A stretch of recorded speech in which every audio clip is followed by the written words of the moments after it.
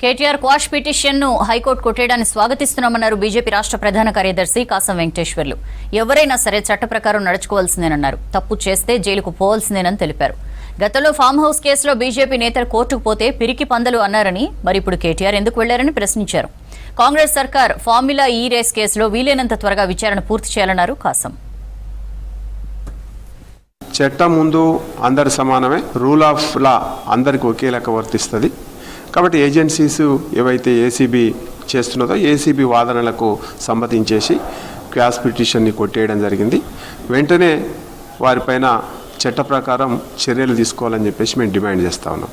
చట్టం ఎప్పుడైనా సరే అందరికి సమానం అనుకున్నప్పుడు పోలీస్ వ్యవస్థ, ఏసీబీ వ్యవస్థ అనేక సార్లు మేము Bharatiya Janata party, BRS party అధికారంలో ఉన్నప్పుడు సంతోష్జీ కేసులలో స్పష్టంగా ఇదే కేటీఆర్ గారు మాట్లాడేది ఏంటంటే, మీరు కోర్టుకు పోయి మధ్యంతర ఉత్తర్వులు తీసుకొచ్చుకుంటా ఉన్నారు కాబట్టి మీకు ధైర్యం లేదా, పిరికి పొందలా అని చెప్పేసి ఇష్టానుసారం మాట్లాడిండు. నువ్వెందుకు ఇప్పుడు పిరికి పొందలెక్క వ్యవహరిస్తున్నావు అని చెప్పేసి మేము అడుగుతా ఉన్నాం.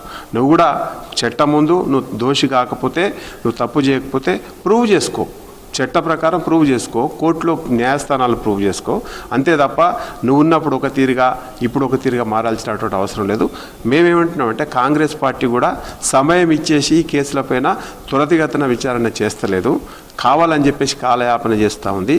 సెన్సేషన్ చేసేసి ఈ పథకాలు ఏవైతున్నాయో అమలు చేయలేకుండా ప్రజల దృష్టిని మళ్లించడం కోసం ప్రయత్నం చేస్తూ ఉంది.